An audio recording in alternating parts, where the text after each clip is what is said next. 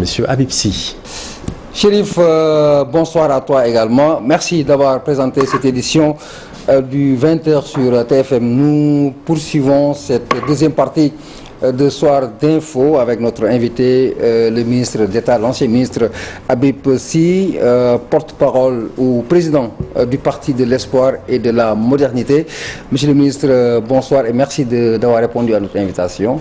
Bonsoir, Papis. Comme toujours, c'est un plaisir de répondre à votre invitation.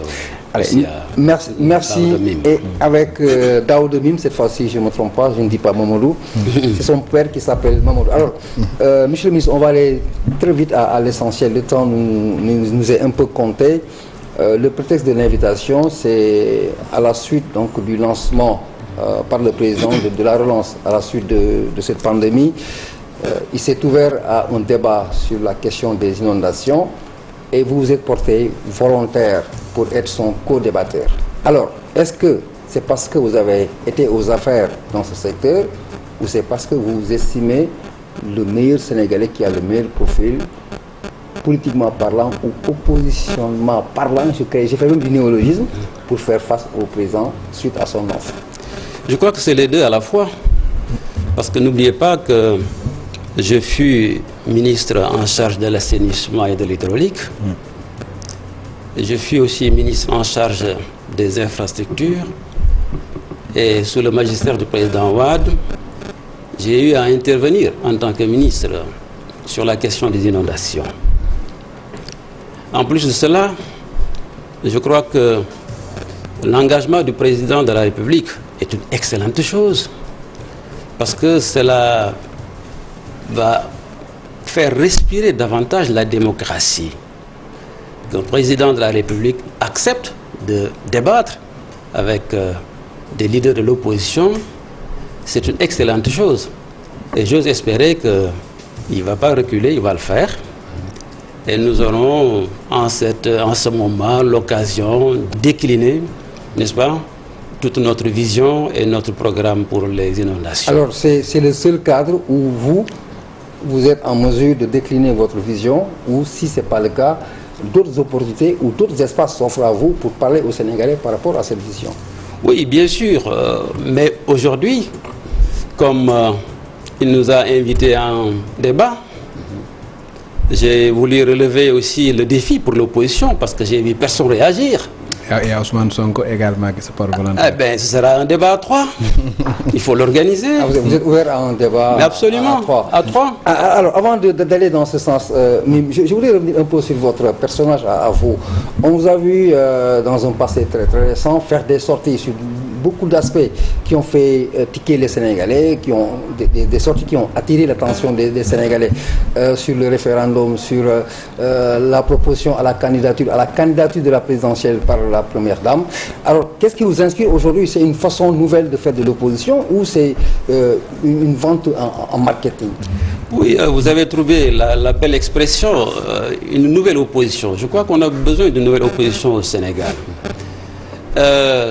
Une nouvelle opposition, c'est-à-dire qu'il faut changer la communication, il faut décliner un programme, il faut décliner des visions, etc. Et c'est pour cela que j'ai fait ces sorties. En ce qui concerne la première dame, je dois tout simplement dire que je n'ai fait que poser une question. Je n'ai pas été affirmatif. C'est comme si eux, ils disaient à l'époque, Karim Wade... Est-ce que ce n'est pas plus une hypothèse qu'une question? C'est une hypothèse, vous avez posé une hypothèse. Oui, enfin... Comme je dis, à l'époque, si vous vous souvenez, il disait toujours Karim Wade est en train d'être préparé par le président Wade pour le succéder, etc. C'était une hypothèse, selon eux, bien que ça ne soit pas vrai. Comme vous l'avez dit, ça peut être une hypothèse, mais j'ai posé en termes d'interrogation, parce que je n'ai pas vu derrière le président Macky Sall quelqu'un qui a l'aura et pour demain pouvoir se présenter devant les Sénégalais et remporter une élection présidentielle. Alors que la première dame pose des actes même qui devraient être posés par son mari président de la République. Et comme elle est militante aussi de la paix, je me pose tout simplement la question, est-ce que demain, compte tenu du désert qu'il y a derrière Macky Sall, l'APR ne va pas choisir la première dame, Marième Faye Sall, comme candidat à l'élection présidentielle, d'autant plus que c'est le deuxième et dernier mandat du président Macky Sall. Alors, est-ce que vous avez eu des retours par rapport à cette sortie? Certains ont soupçonné une façon intelligente d'être auprès de la famille présidentielle. Oh, c'est ne pas me connaître quand même. Si je le voulais, si j'étais convaincu que je devrais travailler avec Macky Sall, je l'aurais fait depuis longtemps. Il ne vous a jamais invité à travailler avec lui? Certains de ses collaborateurs qui sont proches. Il a même envoyé des gens auprès de moi. Donc vous avez décliné l'offre? Absolument. Pourquoi? Mais parce que je ne suis pas convaincu de la politique qu'il mène. Et je pense qu'il y a une autre voie. Et c'est la voie que moi, j'ai comme programme pour le Sénégal. Mais pour revenir aux inondations, le président Macky Sall a déclaré hier qu'il a fait ce qu'aucun autre régime n'a fait depuis 1960. Vous qui étiez ancien ministre de l'assainissement, qu'est-ce que vous répondez par rapport à ça? Je ne vais pas répondre surtout parce que j'attends le débat. J'espère que vous allez l'organiser. Vous êtes les promoteurs. En tout cas, on est preneurs. On est preneurs. Alors, vous reprenez tout simplement le plan Diakhaye. Rien que le plan Diakhaye, qui était un programme pour sortir 30 000 Sénégalais dans les eaux, leur créer une ville avec toutes les infrastructures sanitaires, scolaires, sécuritaires, etc. Et ne serait-ce que ça, parce que c'était 3 000 logements qui étaient prévus. Si vous faites la multiplication, parce qu'une famille sénégalaise est estimée à 10 personnes, au moins ça fait 30 000 personnes. Rien que ça, et l'impact que le plan Diakhaye a eu sur le vécu des Sénégalais, sur l'amélioration de leurs conditions de vie, est 10 fois supérieur à ce qu'il a annoncé, 767 milliards, dont on n'a pas vu les effets jusqu'à présent. Ouais. Les 760 milliards, c'est en termes de budget. Vous aviez dépensé combien de milliards? Bon, je ne me rappelle pas du chiffre du plan Diakhaye, mais il n'y avait pas que le plan Diakhaye. Il y a eu des émissaires, des canaux qui ont été créés, même l'autoroute.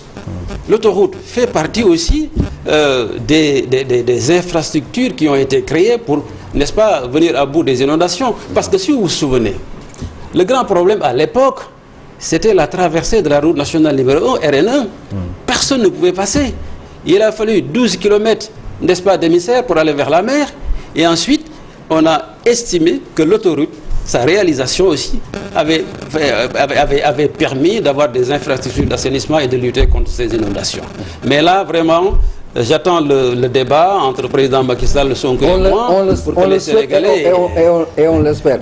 Mais pour revenir sur les aspects de l'assainissement, pour revenir sur le prétexte de votre invitation à la suite de la proposition de l'offre, moi je l'appelle l'offre du président en termes de débat, est-ce que ce ne serait pas trop facile à votre niveau? Vous avez été aux affaires et aujourd'hui encore, le problème de l'assainissement reste entier partout au Sénégal.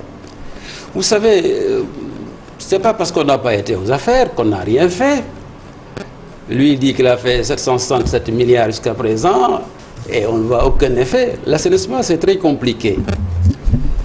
Vous savez qu'il faut d'abord un plan directeur. Il y a le plan décennal. Le programme décennal. Le programme, il ne vous convient pas, il ne vous paraît pas être je vais vous dire, en mesure de répondre aux attentes du... J'ai écouté l'autre jour le ministre Fofana. Abdou Karim Fofana. Mais c'est une véritable escroquerie politique.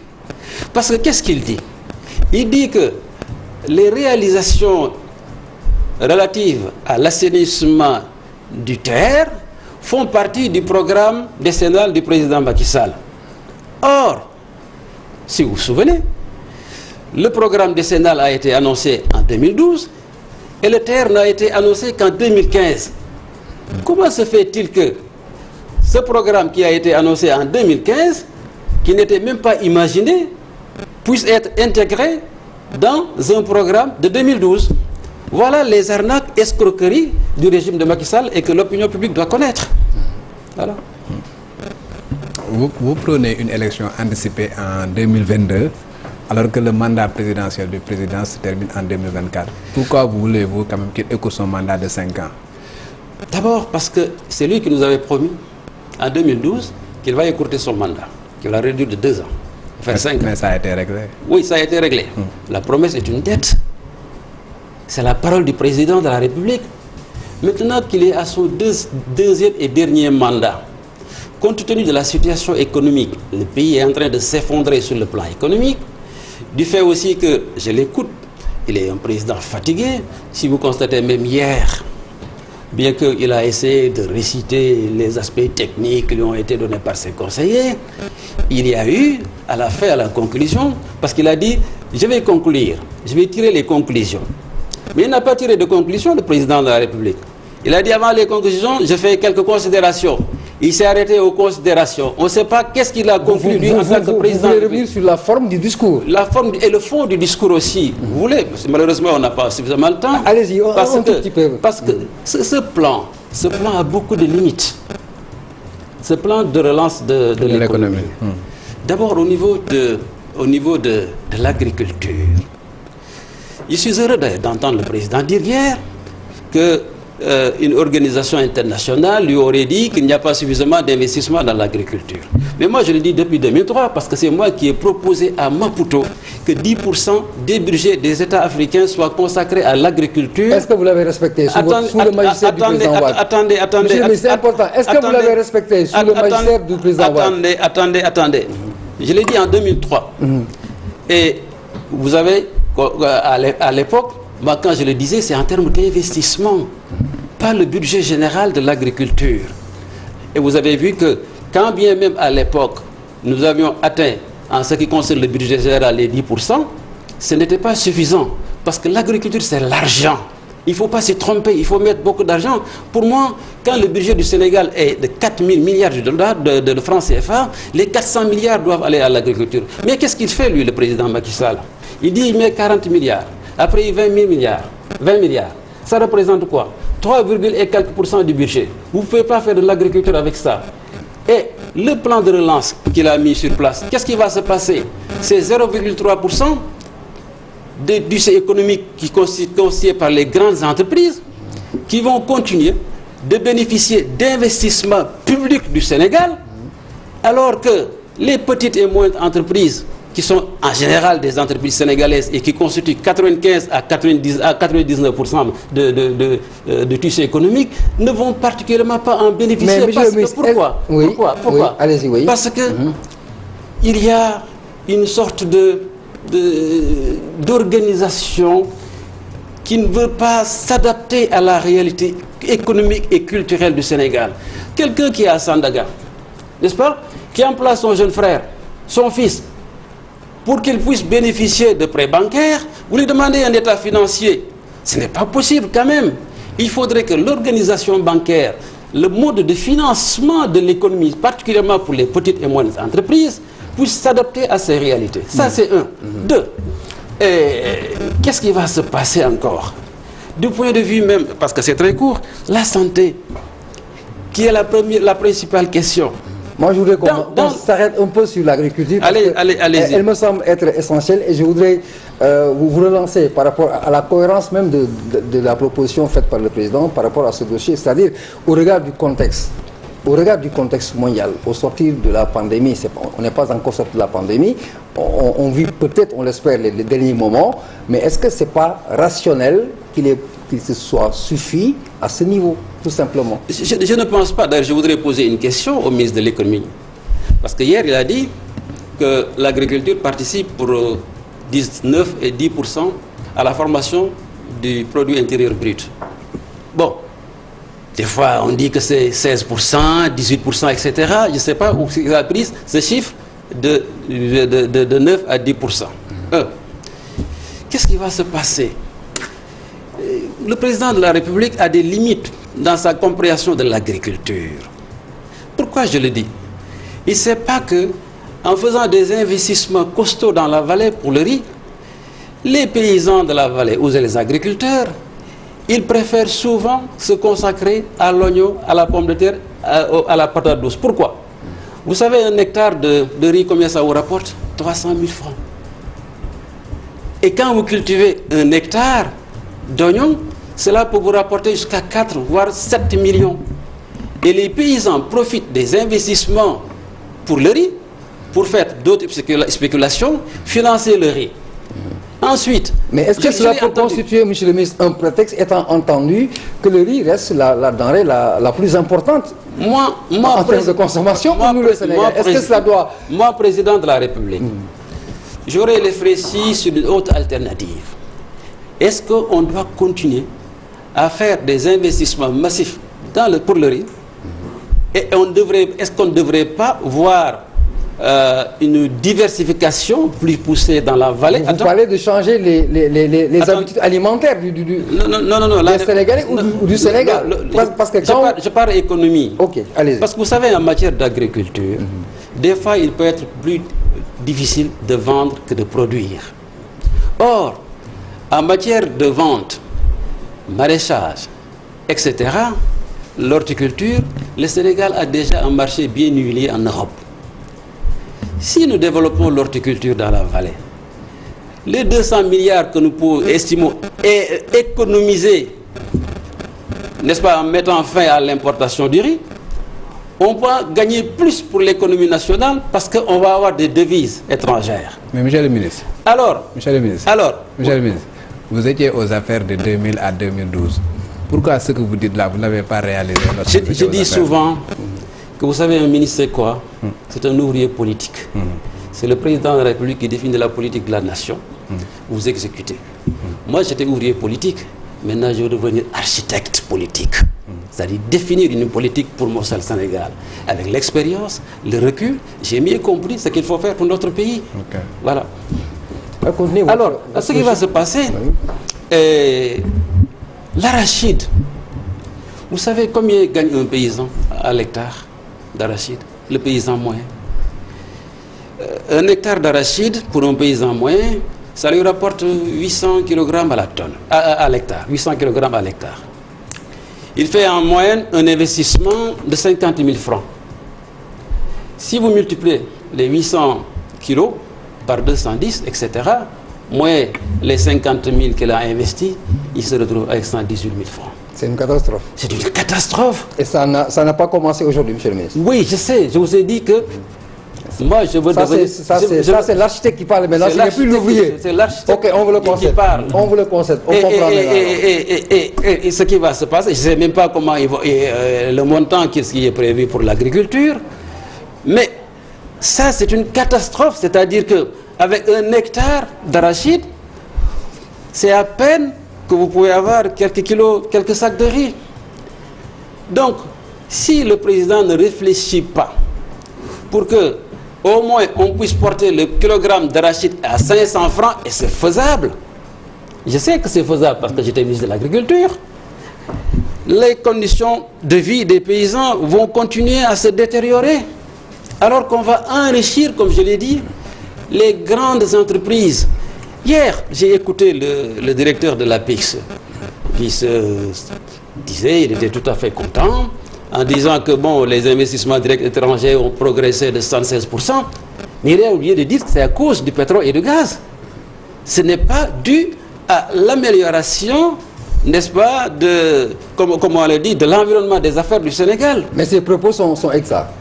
Je n'ai pas vérifié. C'est la réalité. Même si c'est exact, il faudrait les tempérer, parce que ce n'est pas dû, comme je l'ai dit, à l'amélioration de l'environnement des affaires. Et même dans le pétrole. Macky Sall a un problème avec le pétrole. Vous savez, le pétrole, ce n'est pas l'affaire des ingénieurs. C'est un problème de droit des sociétés privées. Essentiellement. Essentiellement, c'est un problème de droit privé international. Il faudrait connaître comment fonctionnent les sociétés, quels sont les droits qui s'appliquent à ces sociétés. Et en plus, c'est un problème de géopolitique. Lui-même, il l'a reconnu. Qu'est-ce qui va se passer avec le pétrole? Ce sera une désillusion pour le Sénégal, le pétrole et le gaz. Parce que vous allez en amont, tout ce qui est relatif à l'exploration, au développement, etc., comme on dit. Aucun Sénégalais, aucune entreprise sénégalaise, il ne peut pas. Vous venez au niveau du midstream, c'est-à-dire que le transport, le stockage, etc., vous ne trouvez pas d'entreprise sénégalaise, l'État ne les aide pas pour y être. Vous venez même dans le contenu local. En aval, qu'est-ce qui va se passer? C'est les services courants. C'est les services courants. Même les transactions ne se font pas au Sénégal parce que les grandes compagnies qui ont déjà gagné les marchés, il y a 3 ou 4 entreprises pour ces services courants avec qui elles vont conclure des contrats qui vont venir au Sénégal pour réaliser. Nous, on va se contenter de quoi? De quoi on va se contenter? Monsieur le ministre, vous exposez beaucoup d'idées dans plusieurs domaines. Aujourd'hui, on parle de gouvernement d'union nationale. Est-ce que vous serez partant pour intégrer ce gouvernement d'union nationale, si on fait appel à vous, quand même, pour faire en sorte que tout ce que vos idées-là soient actées et au bénéfice des populations? Il y a des conditions. Quelles sont les Je vais vous conditions? décliner une. Quelles sont les Que conditions? le président Macky Sall fasse une déclaration d'honneur qui ne va pas prétendre à une troisième candidature. C'est une condition. Ouais, une des conditions. Et une deuxième? Je réserve ça pour moi. Alors, on va revenir alors sur le pétrole. Donc vous êtes partant si ces conditions-là sont respectées? C'est dans l'ordre possible. Oui, qu'ils disent Oui. publiquement, déclaration sur l'honneur, qui ne sera pas candidat En 2024. En 2024. Et s'il dit qu'il sera candidat en 2024, quel sera votre comportement ou votre réaction? Mais je ne rejoindrai pas ce gouvernement. Parce qu'il fausse le jeu démocratique. Et quelle sera votre attitude dès lors qu'il aura dit aux Sénégalais qu'il sera candidat? Et on verra avec l'opposition et le peuple sénégalais. Ce n'est même plus l'affaire de l'opposition, ce sera l'affaire des Sénégalais. Alors, je veux revenir un peu sur la problématique ou les interrogations suscitées par la trouvaille du pétrole. Vous ne pensez pas que le Sénégal est en train d'avancer par rapport à son inexpérience? On n'a pas encore touché à 1 litre de pétrole et pourtant l'organisation semble être une des bonnes. Est-ce que vous avez des appréhensions par rapport à cette gestion? Oui, mais c'est en apparence. Je prends le cas de... Je lisais ça dans le livre de... Comment il s'appelle? Thierno Ousmane Sall. Il y a des aberrations. Comment pouvez-vous dire que vous avez du pétrole et du gaz? Vous avez une capacité installée d'1 giga en électricité. Vous dépassez même actuellement. Kilomètres, oui. Et les besoins du Sénégal, en termes de production, sont de l'ordre de 600 mégawatts. Et le président Macky Sall continue à signer des contrats de production de pétrole, de production d'électricité. Et il sait pertinemment que rien qu'avec Sangomar, on va arriver à une production d'électricité journalière avec le gaz de l'ordre de 350 à 500 mégawatts. Donc la production sénégalaise va exploser. Il le sait pertinemment, mais en continuant à faire des contrats et en privatisant la production, il augmente les charges de la Sénélec, il plombe la boîte. Ça n'a pas de sens. À qui il va vendre cette électricité pour le moment? Personne ne sait. C'est tout simplement pour faire plaisir à des compagnies. À exploiter. Oui, mais c'est en 2023, c'est pour cela qu'il fait une projection d'un taux de croissance de 13,4% en 2023. C'est pas raisonnable. Alors, c'est pas raisonnable. Mais c'est loin d'être raisonnable. Je ne sais même pas comment qualifier cela. C'est un non-sens. Et ça ne participe pas à la performance de l'économie nationale. On ne peut pas avoir 13%. 13%, oui, je vous ai dit, c'est possible. Mais d'ici à 2023, je ne le pense pas. Okay. Comment une économie qui s'est affaissée à un taux de croissance de moins 0,7% puis subitement se relever, arriver à 5, je ne sais pas quel pourcent, parce que, souvenez-vous, en 2019, il n'y avait pas de crise, il n'y avait rien. Mais le taux de croissance qui était projeté n'a pas été atteint. Mais ils avaient une projection de 6 et quelques pourcents, ils ont atteint 5%. Ce qui veut dire quoi? Que l'économie sénégalaise a commencé à s'affaiblir. Pourquoi? Parce que eux-mêmes, ils ont fait, dans l'introduction du plan Sénégal émergent, ils ont fait une critique des investissements publics qui ne sont pas assez productifs. Et toujours, ils continuent dans le volet des investissements publics, au lieu que ces investissements publics puissent attirer davantage les investissements directs étrangers. Et c'est là où je fais ce reproche au directeur général tout à l'heure de l'APIX. parce qu'ils auraient dû nous parler. Est-ce que lui, ce n'est pas un ouvrier administratif? Vous avez été un ouvrier politique, mais le directeur de la PIX, il est un ouvrier, donc pour être oui, mais qu'il aille un ouvrier administratif. Oui, mais qu'il aille jusqu'au bout de il n'a pas les coups de franche pour réaliser. Qu'il aille jusqu'au bout de l'explication, que les gens comprennent que ce n'est pas dû au fait de l'amélioration du climat des affaires, mais tout simplement aux investissements du pétrole et du gaz. Voilà. Vous êtes en train de critiquer le gouvernement de Macky Sall et récemment vous avez démissionné avec fracas du comité de suivi de force Covid-19. Et aujourd'hui, le Sénégal est classé 3e mondial en termes de résilience face à la Covid. Est-ce que vous ne regrettez pas votre acte? Mais non, ça n'a rien à voir. Okay. Ça n'a rien à voir. Pourquoi et d'ailleurs, je profite de l'occasion pour une fois moi être d'accord avec le gouvernement et Mansour Faye. Je pense que le comité de suivi n'a pas compétence pour exercer un contrôle financier sur les dépenses. Ça, c'est les organes de contrôle de l'État qui doivent le faire. Moi, pourquoi j'ai démissionné, je l'ai expliqué, c'est que les méthodes de travail de la commission n'étaient pas, à mon avis, transparentes et démocratiques. Et je l'ai expliqué, c'est pour cela que j'ai quitté. D'ailleurs, je l'ai rendu service. Je crois que depuis que j'ai quitté, ils ont compris que le membre de l'opposition est parti, il faut qu'on mette plus de vigueur, etc. dans nos activités. On va attendre la fin. Maintenant, je félicite vraiment le personnel de santé, les ministères, etc. Vous dites que me réjouis. Non, vous dites que les méthodes n'étaient pas transparentes. Est-ce que vous pouvez expliquer au Sénégal pour qu'ils puissent comprendre? Ah oui, je vais encore expliquer. Parce que tout simplement, pour les prises de décision, ils avaient dit qu'on va voter à la majorité, etc. Alors que moi, j'étais seul, quoi. Alors, monsieur le ministre, une dernière question. Un mot pour répondre. Quelle est votre condition pour que vous ne soyez pas face au président? S'il accepte de vous rencontrer dans un débat, quelles seraient les conditions pour lesquelles vous ne seriez pas d'accord? Je n'ai aucune condition. Pour ça, vous n'avez pas de condition? Pour le débat, il peut même venir avec tous ses techniciens et son staff. Moi, je serai seul. Vous espérez qu'il va faire face à vous? Ah, ce serait une excellente chose. Si le président Macky Sall, Ousmane Sonko et moi, ce serait excellent pour la démocratie sénégalaise. Ancien ministre d'État, président du Parti de l'Espoir et de la Modernité, qui était notre invité. Voilà, Yakaroude, merci pour le complément. Alors, il était notre invité dans Soir d'Info. Merci à Daouda Mim de m'avoir accompagné. Merci à Vieux Diouf. Retour